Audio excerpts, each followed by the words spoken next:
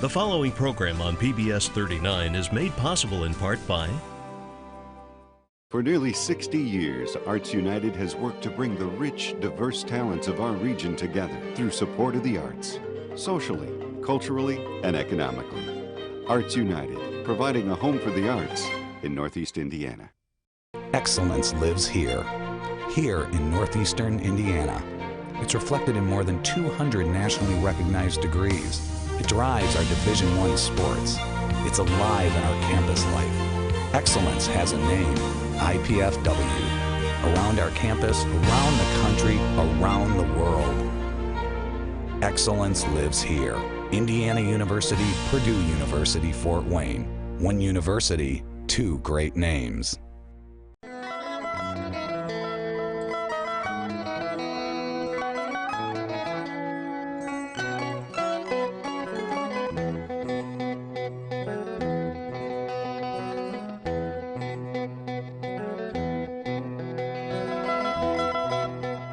This is Arts Weekly. Arts Weekly is produced in cooperation with the College of Visual and Performing Arts at IPFW, offering degrees in fine arts, music, theater, and visual communication and design.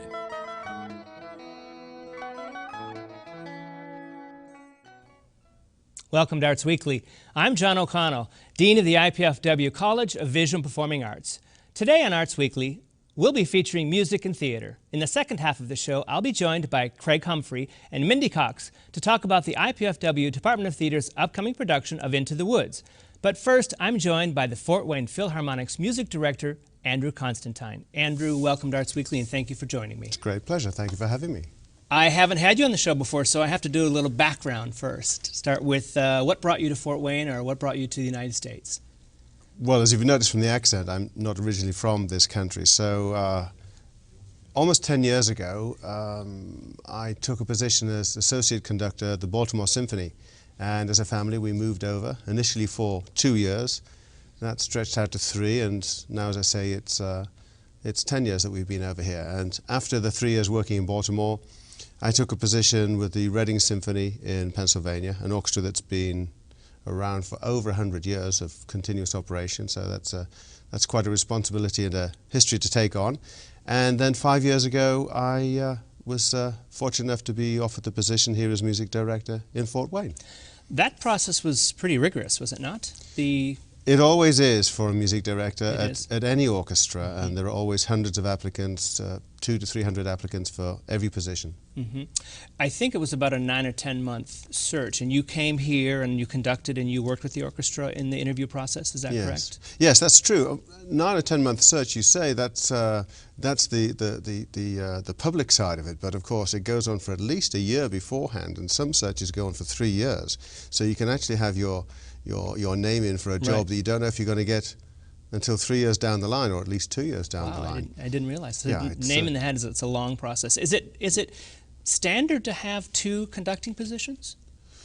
I don't know about standard. I certainly feel very fortunate in having 2 positions. A lot of music directors do have 2 orchestras, and I find it's a very interesting dynamic, because not only can I juxtapose different repertoire from both orchestras to see how it fits with different audiences, but the dynamic between the 2 orchestras as well helps me to keep an energetic balance, let's say. But does that raise havoc on your family? I mean, you live in 2 different places, and do you live in Pennsylvania? Is your family in Pennsylvania? No, we live in Baltimore still. Oh, so you're traveling between 3 places? Yeah, traveling between 3 places, and a few trips overseas as well with other guest engagements. So it's pretty hectic. Your schedule does afford you the opportunity to guest conduct at other places as well? Not as much as it used to, which is a good thing, because I don't necessarily enjoy conducting engagements. One of the problems I can have with those is that you go to an orchestra where you're there for a week, and that's lovely, you make some good friends. At the end of the week you say goodbye, and then you maybe don't go back for a year or 2 years, or never again. Right. From my perspective, it's much more creative to be able to influence on a longer term how an orchestra plays, how you interact with an audience, and how you develop the profile of the orchestra in the community. So craving a position as music director was something I wanted, rather than working as I did for years as a guest conductor with some wonderful orchestras, really great orchestras, but not quite as fulfilling as having my own position. Yeah. When you guest like that, you've got to fit into their sort of model. Who they are, who's in charge. I'm a professional theater director, and I find the same thing when I move to work in a theater company. I'm only there for sometimes 15 days to get a show up, and I don't really know where the... It's the working practices that catch you out, isn't it? I mean, yeah. you'd think they'd be standard throughout a business, but they're not. I was in Italy a couple of weeks ago, and I turned around and said, okay, well, I'd like to change this rehearsal.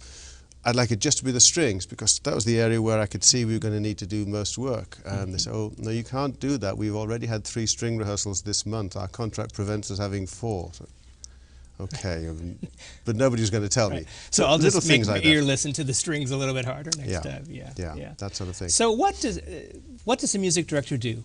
What are the responsibilities that you have as music director? Right.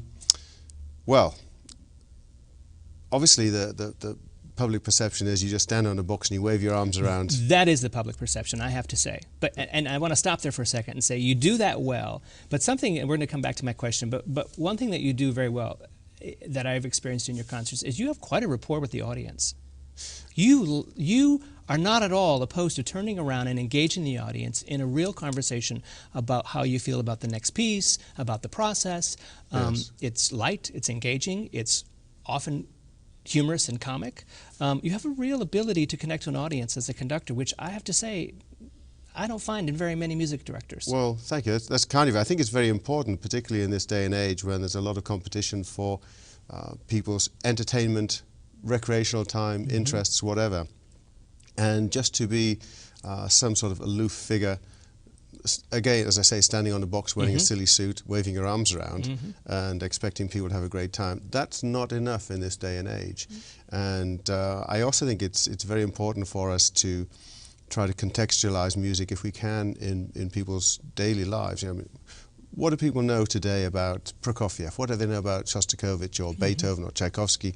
And if I can bring a few pointers that might ease the process of listening to music that is obviously very familiar to me and very familiar to the musicians, but I should never have the assumption that it's very familiar to everybody in the audience. Even something like Dvorak's New World Symphony or Tchaikovsky Piano Concerto, there's always somebody there who's hearing that wonderful music for the first time, and you should try to prepare them for that as best you can, without ever being didactic, or patronizing. Sure.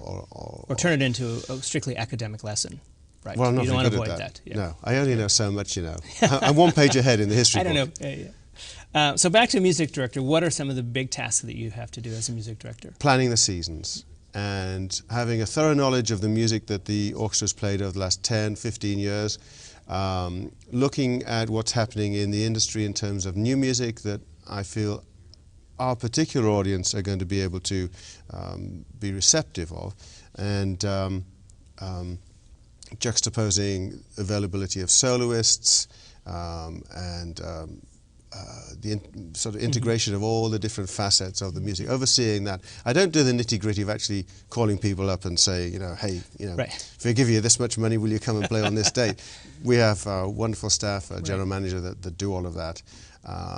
And also I think that it's very important to try and help with the public profile of the orchestra in the community, and there has to be some sort of figurehead, somebody that people can identify with, because the culture of music appreciation in this country is very different from elsewhere in the world, and the whole notion of benefaction is something that was new to me when I came to this country. In the UK in particular, we have a degree of private and commercial support, but it's mostly government funded. Well, that doesn't happen here.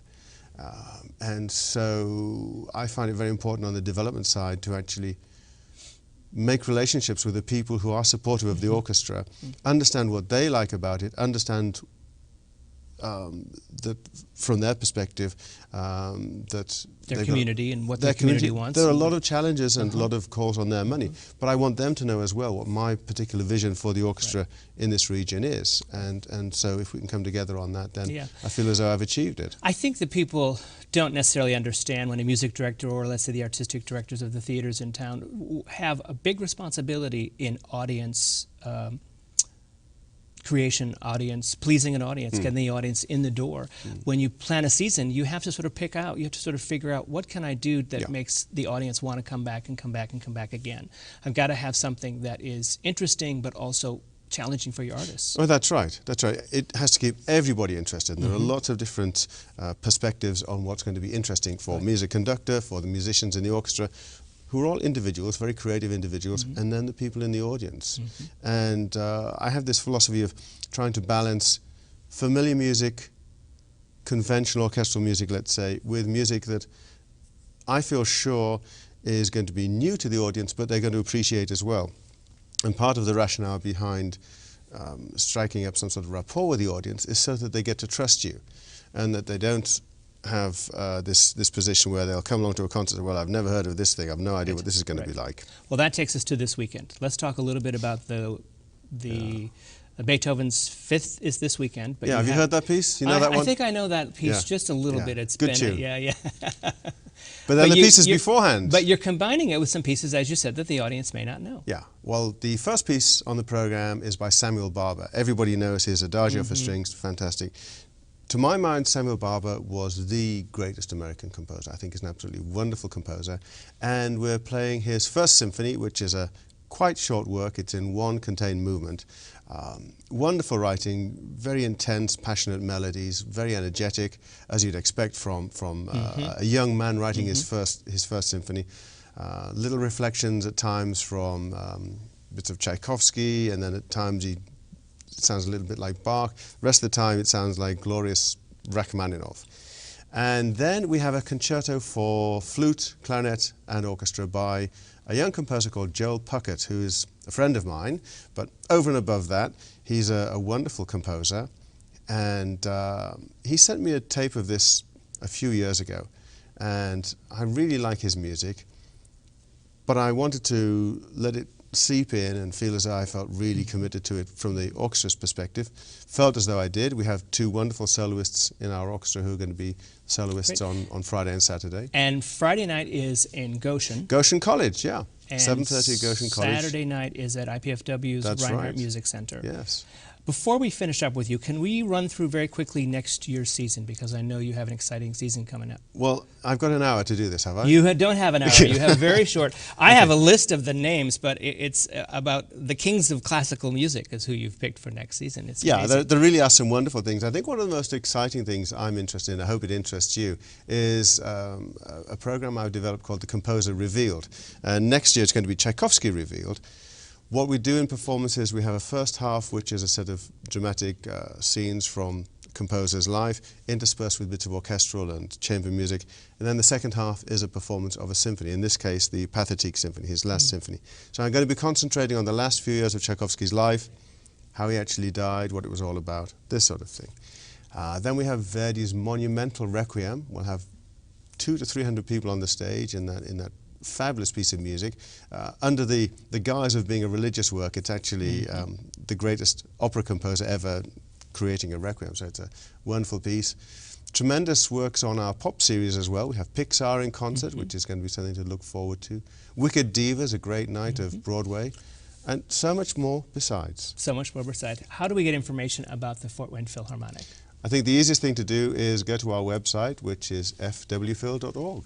Great. Or you can call 260-481-0777 for information on the Fort Wayne Philharmonic. Andrew, nice to meet you, and thank you for joining me on Arts Weekly. Great pleasure. Thank you.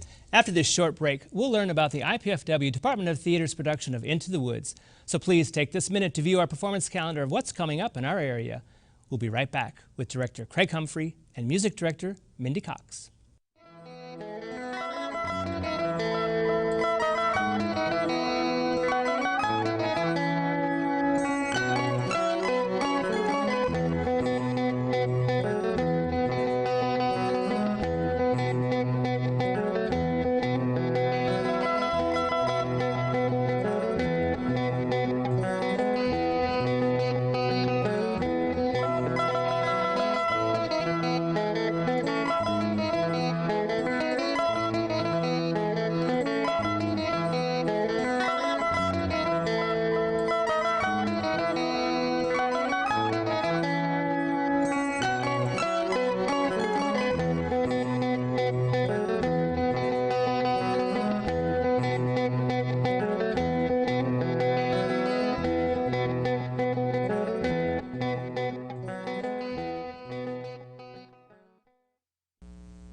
Stephen Sondheim, America's most revered living writer of musical theater, weaves together stories taken from the fairy tales of the Brothers Grimm in his Tony Award-winning favorite, Into the Woods. Here to talk about this wonderful show opening April 18th at Williams Theater, our director Craig Humphrey and music director Mindy Cox, two of my favorite people in the musical theater. I just had to get that in because it's true. Thank you. You two as a team are terrific. Thank you. I think so. You've done a lot of work together. We have a number of shows. How many? 10, maybe at least, because you've 7 or 8, I think. yeah. somewhere Yeah. in It there. takes that kind of past history to sort of work together as efficiently as you guys do. We do work really well together. Yeah. It's always a pleasant experience, and Mindy and I really think along the same lines when it comes to putting a show together. Right. Which makes it easy. Yes. Right. Plus, you have a musical ear, which is important as a director. I, on the other hand, when I direct with Mindy, rely completely on Mindy for all things musical, because all I ever say is, faster, Mindy. I want it faster. Right. This is true. That's true, yes. Craig, you do what at IPFW? I am currently I'm the interim chair of the Department of Theater. I'm also associate professor in costume design, in musical theater, a little bit of everything. Right. Right. And you've been there how long? This is the end of my 23rd year. Wow. And you've directed for the last 10 years or before that? More like 15 to 18. Oh, you have? Yeah. Okay.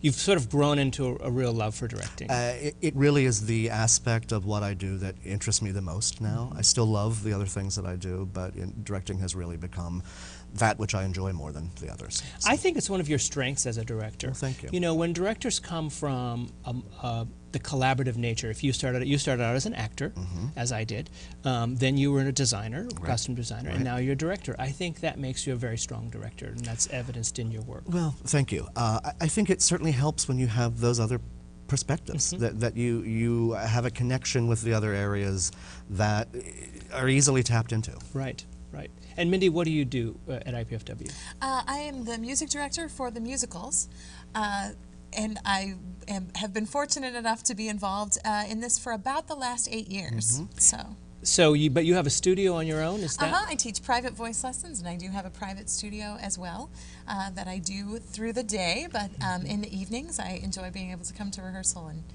conduct and music direct and teach the music to our young actors.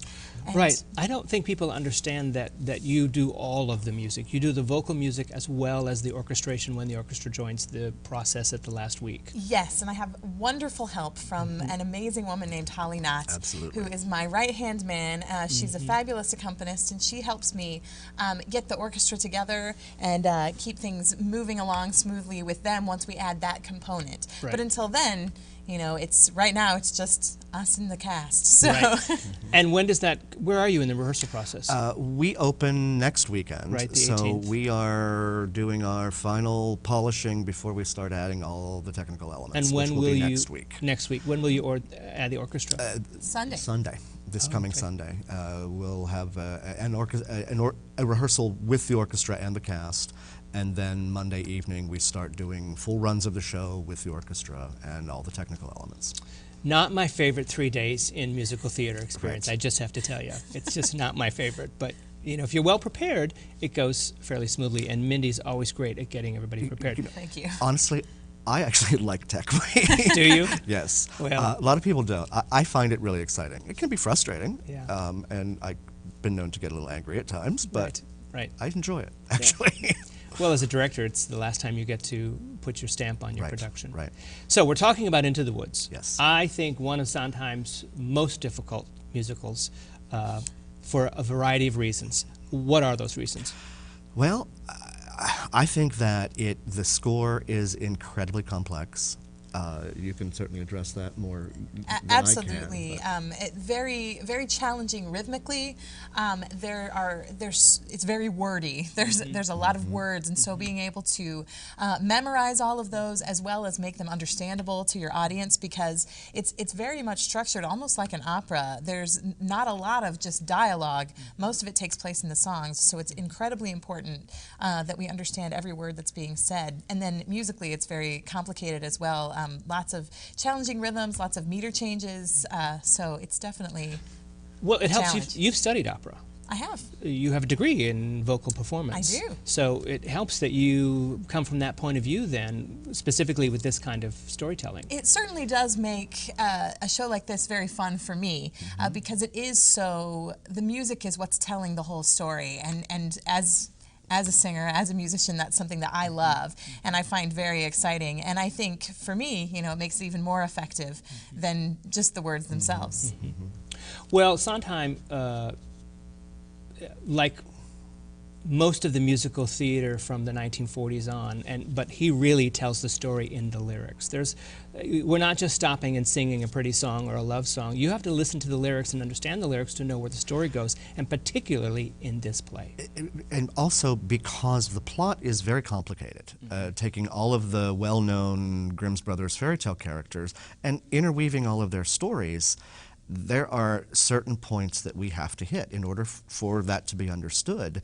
And some of those come in lyrics, some of those come in dialogue, some of those come in overlapping lyrics, which is part of the other challenge is there's a lot of overlapping singing in this show.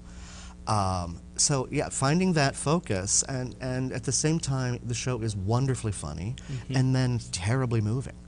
And dark. And dark. Act 2 gets pretty dark. And I'm not shying away from that. I think that the darkness is there for a very distinct reason, and I'm embracing the dark, right, as you will. I don't want anyone in our audience to think they're coming to children's theater. No, not at all. They're not coming to children. This is not for your 7-year-old. Is that correct? Right. Yes. Right. I want to Well, get that out there. Mindy's 8-year-old, perhaps. Well, but he's not average. special. Yes. He's been in part of the musical theater for a while. Right. Right. But no, it's the show is often thought of because of the fairy tale nature as being a kid-centric show. It really isn't. Act 1 ends happily ever after, as we expect it to. But then Act 2 is the characters having to pay for what they got in Act 1. Oh, right. It's all about sacrifice, and Act 2 gets very dark. How large is the cast? Cast of 17, playing 21 roles, something like that. So it's a big ensemble piece. It is They're very much an ensemble Yes. piece. Aren't principal players? There are a few roles that stand out in that they're a little larger, but I really think of it as an ensemble piece. I agree. Every character is critical and important to making the whole thing work. Right. Are you doing any of the design elements? Not this time You're around. not. I have 2 of our faculty members, the 2 Marks, Mark Ridgway and Mark Delancey, are doing lights and scenery, respectively. And then I have a graduate, an alum, Jessica Sokolowski, who is doing the costume design for the show. Which is a challenge. It is a challenge. The design elements of this particular production are paramount to the success Yes. of this particular show, yes? Yes. Both the scenic design and the costume design and Right. lights and sound as well, Right, yes. right. And actually, I made an error. We had a change in design. Corey Lee, another graduate, is now taking over as the lighting designer because of some shifts in responsibilities that needed to happen. Right, so we're creating have two- successful graduates, we apparently, have 2, who we're willing yes. to hire. Two of our alums. That's always a yes, good sign. Yes. Yeah. What are the dates again? April 18th? We and open April contact information? 18th, and you can always call 260-481-6555, which is the IPFW box office, and or the Department of Theater, for more information.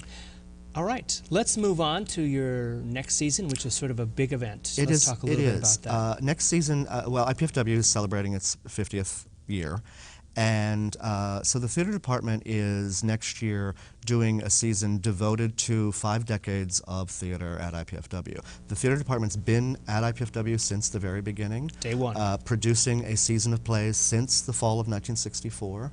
And so next season we have put together a season where we're doing one show representative of each decade of that 50 years. So we're opening with the musical The Fantastics, which happens to be the only show, the most produced show at IPFW. This will be the 4th production of it.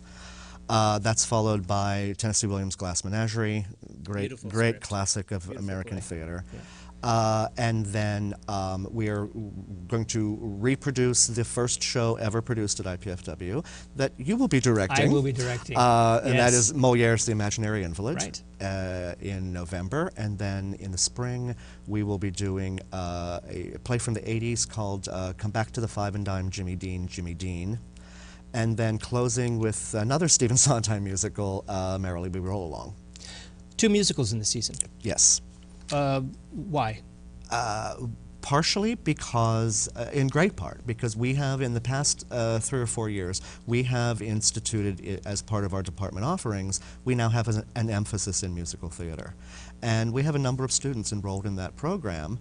And because it's an anniversary year and to provide more opportunities for those students, we're beginning with a very small musical and ending with a fairly large musical. Wow.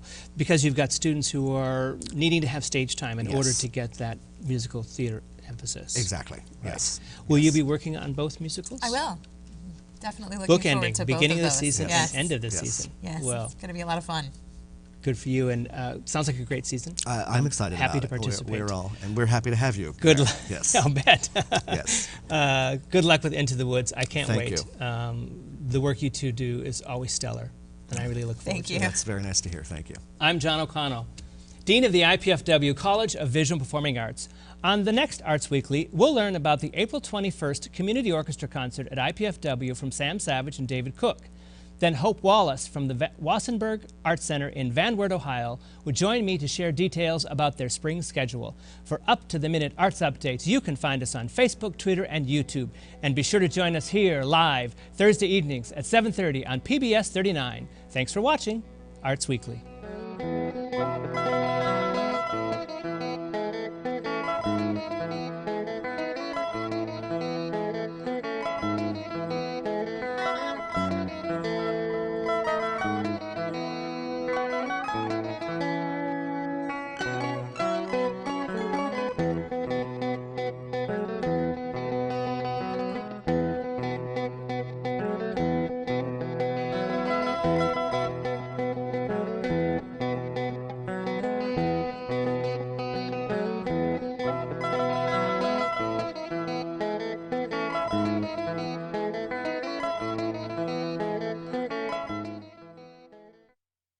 The preceding program on PBS 39 was made possible in part by Excellence lives here in northeastern Indiana.